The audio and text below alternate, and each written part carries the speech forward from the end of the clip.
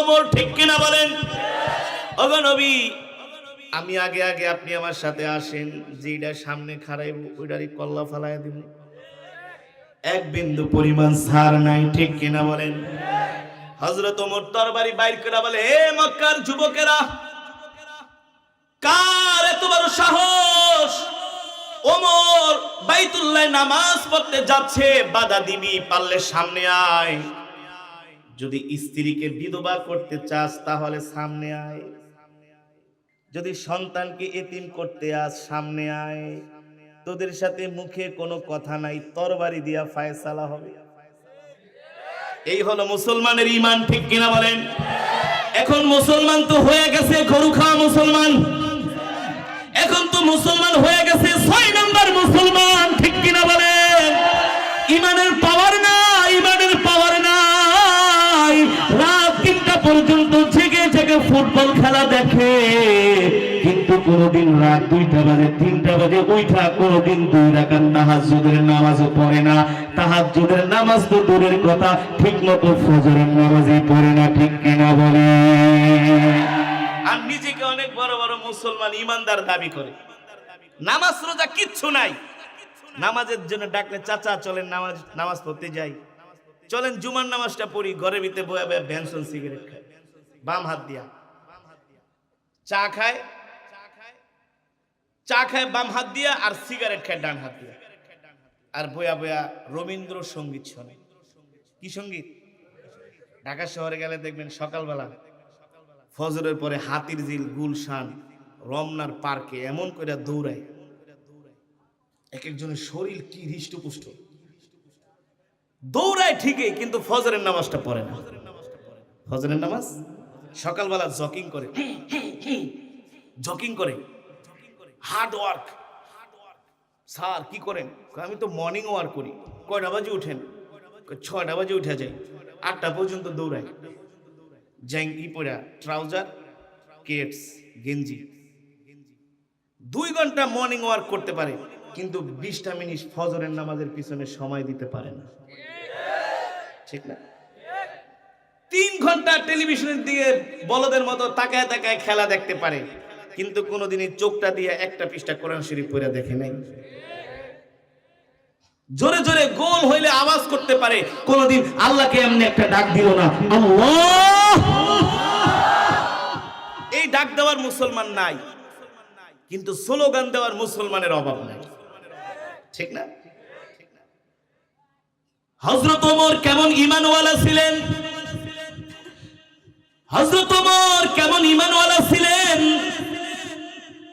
হযরত ওমরকে ওমরে ফারুক কেন বলা হয়? হযরত ওমর সত্য আর মিথ্যার পার্থক্য করতে পারতেন, সুবহানাল্লাহ বলেন। একটা চোরের চেহারা দেখলেই বলতে পারতেন এটা চোর, দেখে বলতে পারতো তুই রাত্রে গরু চুরি করছস। যেমন ব্রাজিলের খেলোয়াড় সমর্থকরা ছাগল চুরি করতে যায় ধরা খাইছে। কি চুরি? বিশ্বাস করেন না? আমার একটা বয়ান ভাইরাল হয়েছে, ছাগল চুরি করতে যায় ব্রাজিলের সমর্থক ধরা খাইছে। কালকে আবার দেখলাম আর্জেন্টিনার সমর্থক কি মিষ্টি কুমড়া চুরি করতে যায় ধরা খাইছে। এগুলার কাম হলো শুধু চুরি করা। কি করা? আরে খেলা ঠেলা, এই হারাম কোনোদিন মানুষদেরকে ভালো কিছু শিখাইতে পারে, ঠিক কি বলেন? মুসলমান খেলা দেখার পিছনে ধৈর্য আছে, ইবাদত করার পিছনে ধৈর্য নাই। মসজিদে যায় বেশি সময় বসতে মন চায় না, ওয়াজ মাহফিলে আইসা বেশি সময় বসতে মন চায় না। এর কারণ হলো শয়তানের ধোঁকা, শয়তানের ওয়াসওয়াসা, শয়তানের ষড়যন্ত্র চক্রান্ত, ঠিক কিনা বলেন? আজকে রাত্রে এই এলাকার মুসলমান শয়তানের 2 গালে 2টা কষায়া চক্রা মারছি, ঠিক না? শয়তান বাইরে দাঁড়ায় দাঁড়ায় আঙ্গুল কামড়ায়, আর কারে কোন মোল্লার পিছনে বসে রইছস, বাইরে আয়, আমি তোদের জন্য বেনসন নিয়ে দাঁড়ায় আছি, গোল্লিপ নিয়ে দাঁড়ায় আছি।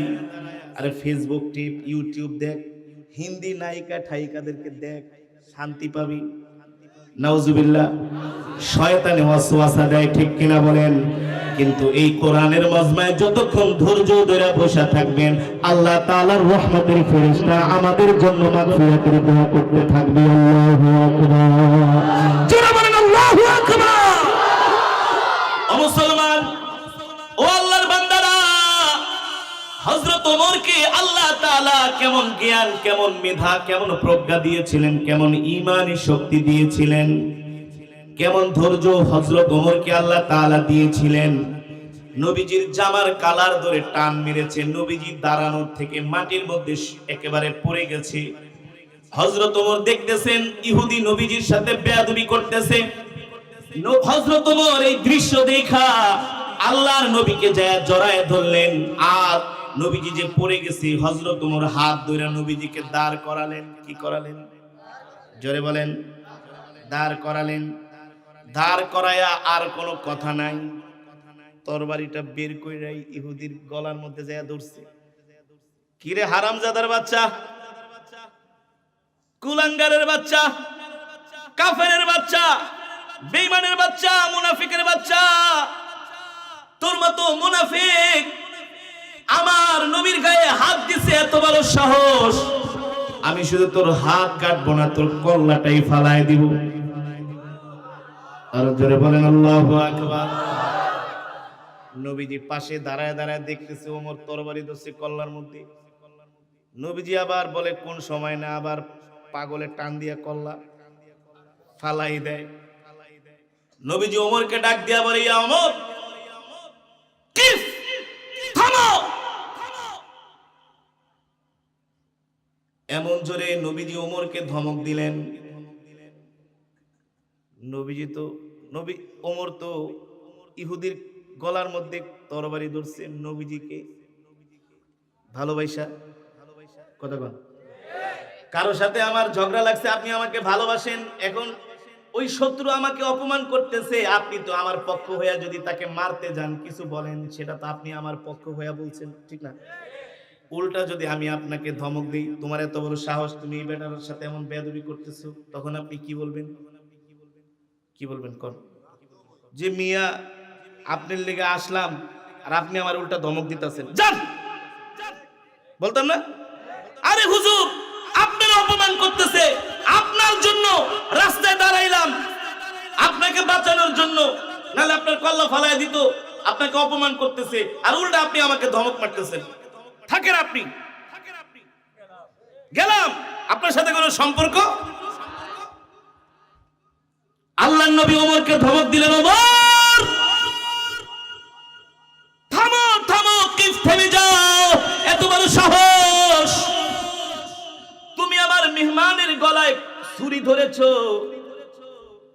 হযরত ওমর মনে মনে চিন্তা করে, হ্যাঁ মেহমান কোত্থেকে, উল্টা দিয়ে হুজুরে আরো মারতে আসলো, আরো নবীজি আমাকে উল্টা ধমক দিতেছেন।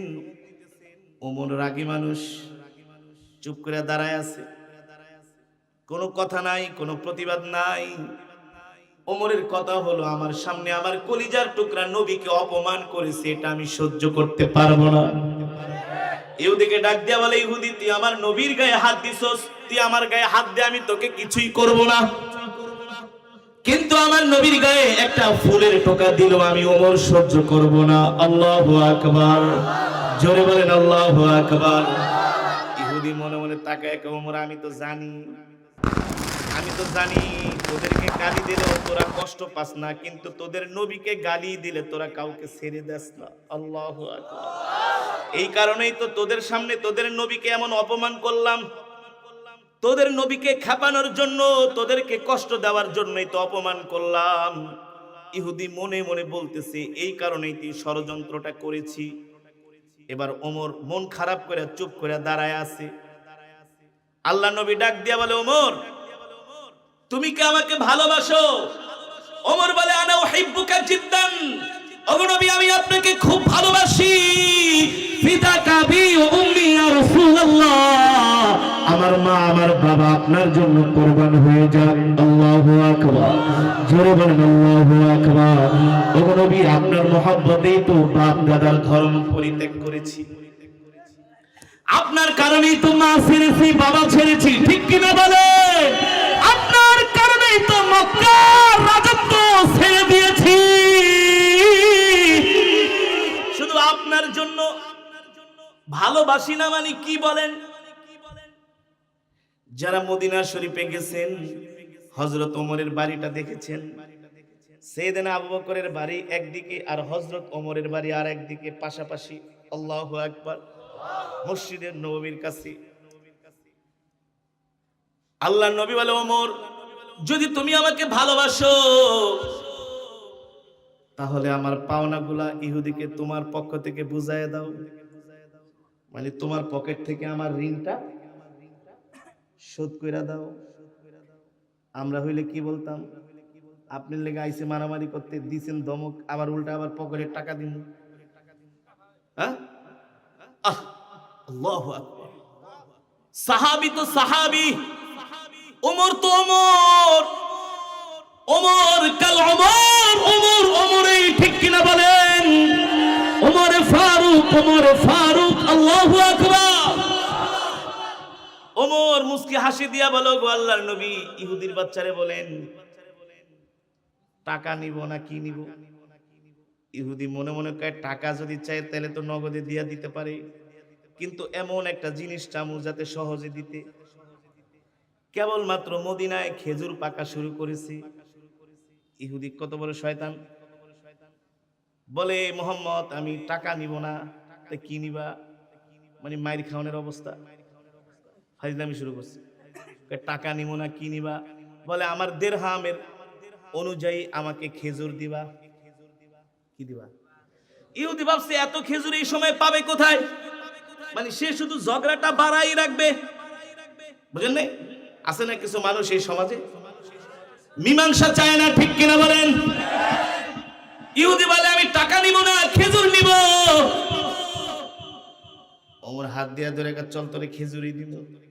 সুবহানাল্লাহ বলেন, আরো জোরে বলেন সুবহানাল্লাহ। ওমর যখন ইহুদির হাত ধরে ধরে নিয়ে যাইতেছে ওমরের বাড়িতে, আল্লাহর নবী পিছন দিকে ডাক দিছে, ইয়া ওমর, এদিকে আসো। 5000 দিরহামের বিনিময়ে খেজুর তো দিবাই দিবা, ইনসাফ কইরা 1 মণ খেজুর বেশি দিবা। 1 মণ খেজুর। ওমর বলো, গো আল্লাহর নবী, হাসিয়া দেয়া বলে, 1 মণ খেজুর কেন বেশি দিব? ওই যে ইহুদির গলায় ধরছে, অপমান করছে, এটা শাস্তি। আল্লাহু আকবার, আল্লাহু আকবার। আল্লাহ তাআলা হযরত ওমরকে কেমন ধৈর্য দিয়েছিলেন, রাগ নাই, বিরক্তি নাই, হাসি মুখে বলতেছেন, গো আল্লাহর নবী, ঠিক আছে, আপনি বলছেন 1 মণ বেশি দিয়ে দিব। হযরত ওমর ইহুদি জায়েদকে ডাক দিয়ে বলে, বস্তা নিয়ে আসো, এত খেজুর কিভাবে নিবা? ইহুদি মনে মনে ভাবে, এত খেজুর ওমর আমাকে কোত্থেকে দিবে? হযরত ওমর কেবলমাত্র গাছ থেকে খেজুরগুলো পেরেছে। আপনাদের দেশে ফসল উঠান না, হ্যাঁ, পেঁয়াজ, রসুন, আলু না, কেবলমাত্র ফসলগুলো উঠিয়েছে।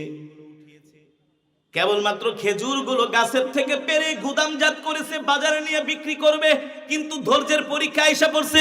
আল্লাহু আকবার। হযরত ওমর ইহুদিকে ডাক দিয়া বলে, ইহুদি, 5000 দিরহামের বিনিময়ে তুমি যত খেজুর পাও তুমি মাইপা নিয়ে যাও, মাপা হইলে আমাকে ডাক দিও। ওমর দাঁড়ায়ও রয় নাই যে আবার 1-2 মণ বেশি নিয়ে নেয় নাকি, না আবার 1 মণের জায়গায় 1.5 মণ ঢুকায় ফেলায়, কারণ আমাদের মতো তো ছেঁচড়া, বুঝলেন নাই? বাঙালিরা মাপে কম দিতে পারলে আর কাউকে ঠকায়া কিছু নিতে পারলে মনে করে অনেক বুদ্ধিমান, অনেক বুদ্ধিমান। হযরত ওমরকে দেখ, তুই মাইপা লয়ে আজ আমি চলে যাই।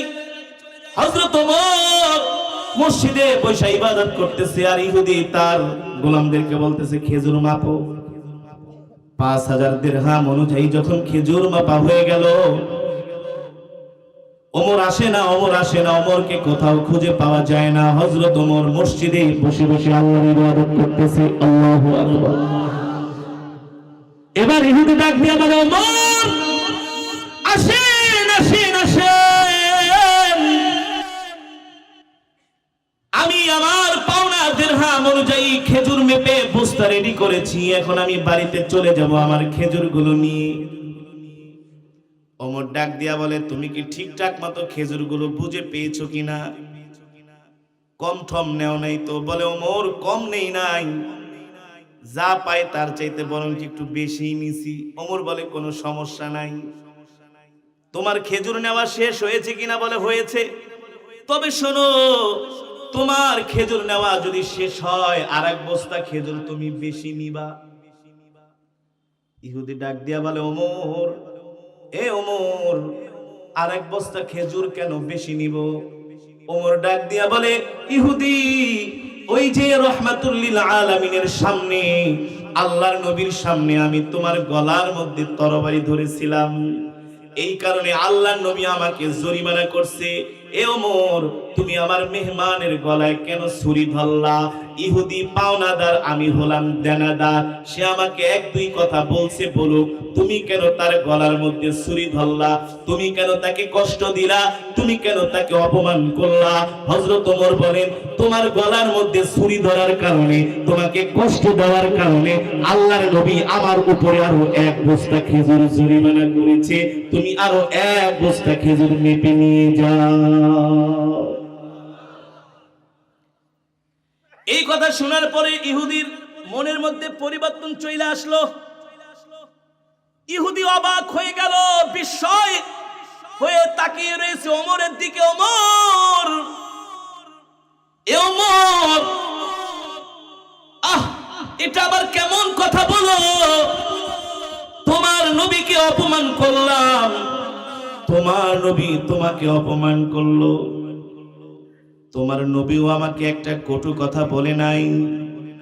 চাইলে সে ওই জায়গার মধ্যে আমাকে, তোমাকে দিয়া, তোমাদেরকে দিয়া আমাকে মারতে পারতো, অপমান করতে পারতো, কিন্তু তোমার নবী এমন ধৈর্য ধরেছে, তোমাকে অপমান করলো, তুমি তো কোনো প্রতিবাদ করলা না, ধৈর্য ধরলা, ধৈর্য ধরলা।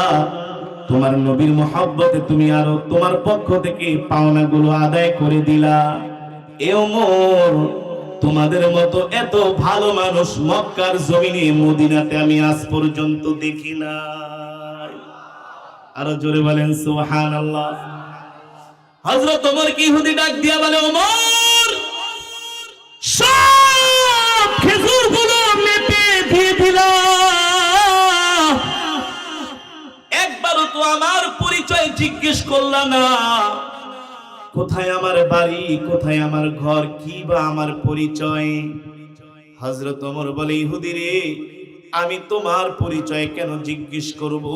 আল্লাহর নবী তো তোমার পরিচয় আমাকে জিজ্ঞেস করার জন্য বলে নাই। সুবহানাল্লাহ। আর আমরা হইলে কি বলতাম? হুজুরে আপনার থেকে কয় টাকা নিছে, কতদিনের সময় নিছে, কথা কোন, কেন এত খেজুর নিবেন? ও মুসলমান, ভালো করে খেয়াল করেন, আমরা আল্লাহর নবীর উম্মত দাবি করি, আল্লাহর নবীর আশিক দাবি করি, মুখে মুখে নবীর আশিক উম্মত দাবি করলে হয় না, নবীকে জীবন দিয়া ভালোবাসতে হয়, ঠিক কিনা বলেন? হযরত ওমরকে অপমান করলেন, ধৈর্য ধরছেন, কোনো প্রতিবাদ করে নাই। দ্বিতীয়ত, নবীর প্রতি কেমন ভালোবাসা, একবারও ইহুদির পরিচয় জিজ্ঞেস করে নাই। কেন টাকাগুলো হাওলাত নিয়েছে, কি কারণে নিয়েছে, কিছুই জিজ্ঞেস করে নাই। এর কারণ হলো হযরত ওমর তার জীবনের চাইতে আল্লাহর নবীকে বেশি ভালোবাসতেন, ঠিক কিনা বলি? ওমর ডাক দিয়া বলে, ইহুদি, আমি তোমার পরিচয় কেন জিজ্ঞেস করব? আমার নবী তো তোমার পরিচয় জিজ্ঞেস করার জন্য বলে, সুতরাং তোমার পরিচয় জিজ্ঞেস করা আমার দরকার নাই। আমাদের নবী আমাদেরকে যা বলে আমরা তাই করি। সুবহানাল্লাহ বলেন, আর যারা সুবহানাল্লাহ বলেন। ওই ইহুদি নবীজির ধৈর্য আর হযরত ওমরের ধৈর্য দেখে অবাক হয়ে গেল। এবার ইহুদি আগ বাড়ায় বাড়ায়া হযরত ওমরকে জিজ্ঞেস করে, ওমর, তুমি একবার আমার পরিচয় জিজ্ঞেস করো। ওমর বলে, কোনো দরকার, খেজুর নিয়ে সোজা বাড়িতে যাও। ইহুদি বলে, না না, একবার আমার পরিচয় জিজ্ঞেস করো। দুইবার তিনবার বলার পরে হযরত ওমর ডাক দিয়া বললেন, ঠিক আছে, তুমি তোমার পরিচয়টা আমার কাছে দাও। আইনাল বিলাদ, কোথায় তোমার দেশ, কোথায় তোমার বাড়ি, কোথায়, কি তোমার নাম, কি তোমার বংশ পরিচয়? ইহুদি ডাক দিয়া বলে, ওমর আনা যায়েদ, আমি হলাম যায়েদ, আলিমুন কাবীর, আমি একজন বড় আলেম। ওমর ডাক দিয়া বলে, তুমি আবার কোন আলেম? সব আলেমরে তো আমি চিনি মক্কা মদিনায়। বলে, ওমর আমি হলাম ইহুদিদের সবচেয়ে বড় আলেম, আমার নাম হলো যায়েদ। হযরত ওমর এই কথা শুনে তিনি আশ্চর্য হয়ে গেলেন, অবাক হয়ে গেলেন। দাঁড়ায় ছিলেন, বৈশা ছিলেন, দাঁড়ায় পড়লেন, তুমি কি সেই ইহুদিদের সবচেয়ে বড় আলেম যে কিনা তাওরাত শরীফ মুখস্থ করেছে, আল্লাহর নবী যার কথা বলতো? বলে, হ্যাঁ আমি সেই ইহুদিদের সবচেয়ে বড় আলেম, আমার নাম হলো যায়েদ। হযরত ওমর ডাক দিয়া বলে, এ যায়েদ, আপনি যদি পুরা তাওরাত মুখস্থ করে থাকেন, তাওরাতের এত বড় আলেম হয়ে থাকেন, এত বড় পণ্ডিত হয়ে থাকেন, তাহলে আপনি আমার নবীর সাথে এই বেয়াদবিটা কেন করলেন? নিশ্চয়ই আপনি তাওরাতের আলেম হইলে আপনি জানেন আমাদের নবী হলো সত্য নবী, আমাদের নবী হলেন রাহমাতুল লিল আলামিন। ঠিক কিনা বলি? ইহুদি ডাক দিয়া বলে, ওমর আমি জানি, আনা আরিফ, আমি জানি, তার পরিচয় জানি, আমি মুহাম্মদ ইবনে আব্দুল্লাহর সম্বন্ধেও জানি। হযরত ওমর ডাক দিয়া বলে, ইহুদি তারপরও তুমি কেন এত বড় বেয়াদবি আমার নবীর সাথে করলা? ইহুদি ডাক দিয়া বলে, ওমর রে, আমি তাওরাতের মধ্যে পড়েছি শেষ জামানায় একজন নবী আসবে, তার নাম হবে মুহাম্মদ ইবনে আব্দুল্লাহ। আল্লাহু আকবার। সে হবে ধৈর্যের পাহাড়, সে হবে মানুষটাকে কষ্ট দিবে, সে মানুষকে কষ্ট দিবে না, ধৈর্য ধরবে, অন্যায় করলে ক্ষমা করে দিবে, মাফ করে দিবে। আমি আসলে তোমার নবীকে যাচাই করার জন্য তাকে আমি কিছু টাকা হাওলাত দিয়েছিলাম, আসলে সে সত্য নবী কিনা। সত্য নবীর অসীম ধৈর্য হবে, অসীম সাহস থাকবে, সে কখনো বিপদে আপদে ঘাবড়াবে না।